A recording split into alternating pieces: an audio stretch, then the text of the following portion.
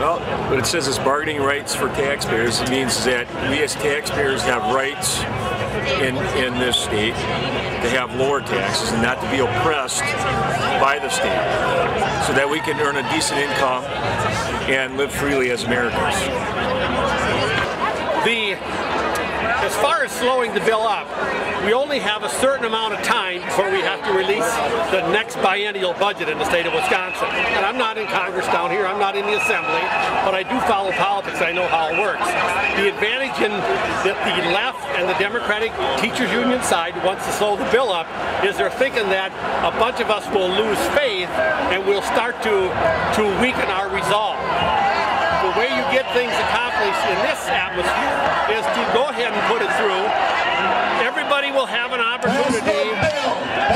Everybody would have an opportunity at some point to offer amendments to the legislation. That's done on the floor.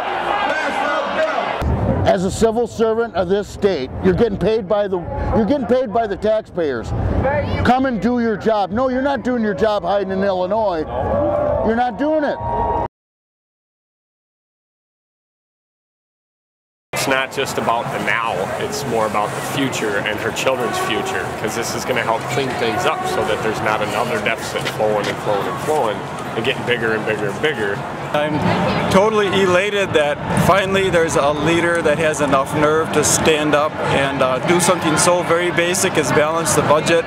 This is the first time I have had a true sense of hope in our society in years and years, and I'm sorry to see so many people misinterpreting what's happening. I'm a working class, I don't have a really huge wage, but I'm just really glad to see responsibility rather than the so-called rights finally surfacing. I think that it's only fair as an American taxpayer for everybody to help share the wealth. The state is totally broke. My insurance has gone up 41% this last year. I haven't had a pension in I don't know how long. And I think it's only fair for everybody to help share the wealth to balance the budget.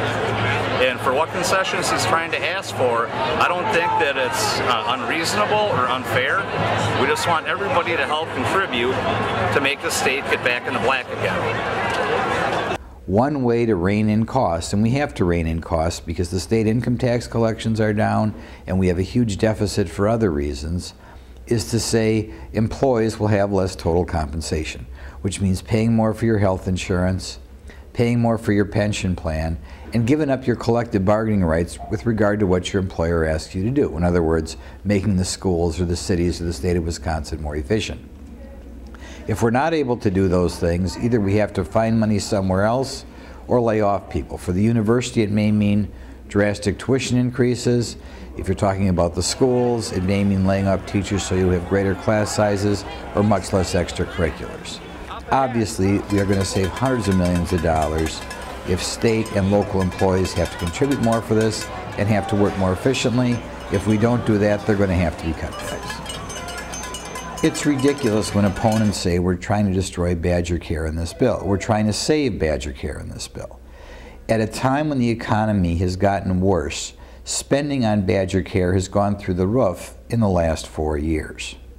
Now, Badger Care right now, which is a plan that many state employees who used to be on private insurance have adopted, is more generous than insurance offered by many private sector employees.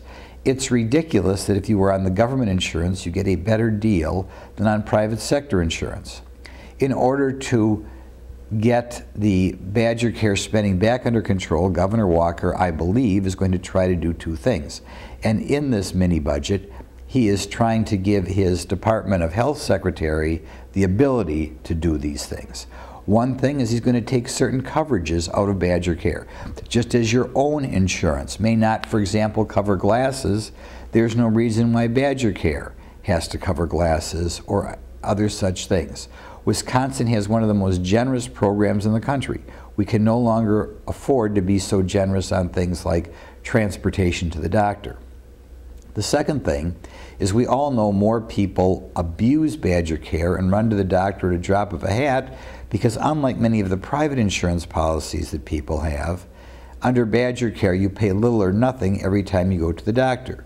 I hope Governor Walker decides to change this So we stop having the problem in which we are paying too many bills for people who go to the doctor at a drop of a hat, and so providers don't have the concern of people on Badger Care or Medicaid going to the doctor and then not showing up because it was free to them.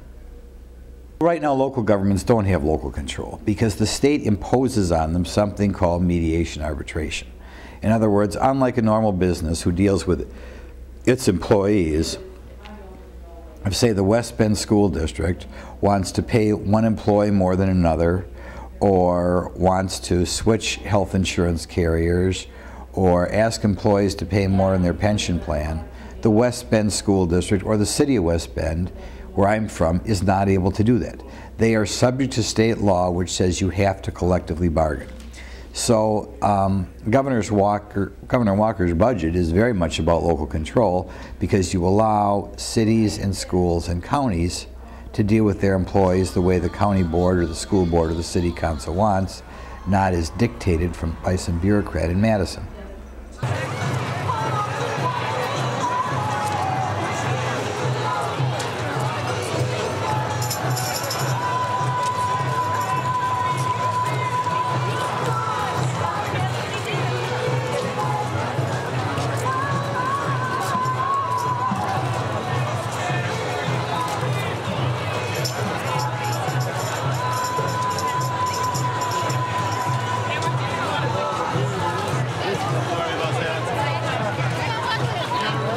This is a wonderful state, and it's just like being torn to shreds by this administration, and I can't see it. It's devastating for Wisconsin. I'm protesting because collective bargaining is a basic human right. Civilized societies believe that.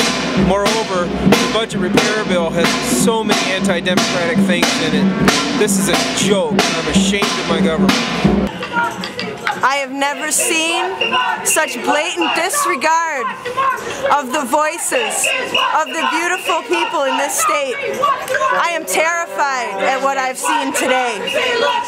The backhandedness and the blatant disregard of democracy. And I am not going to stand down and watch my people be treated like garbage. And this is absolutely astounding. Here in Wisconsin, we have some of the strictest ethics laws. We take our government seriously. We have incredibly activist citizens. Just to see him coming through here and barreling over the people like this it's just absolutely beyond words.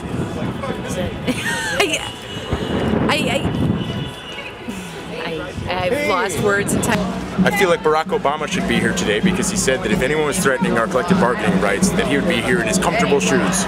He's a liar. I think he spent the last week putting the final touches on reopening Guantanamo Bay and starting the trials there again. I think we can't put our trust in him, and I don't know who to put my trust in, but I'm not happy. I am very irate at Governor Walker for stripping our bargaining rights, and I want to strike this state.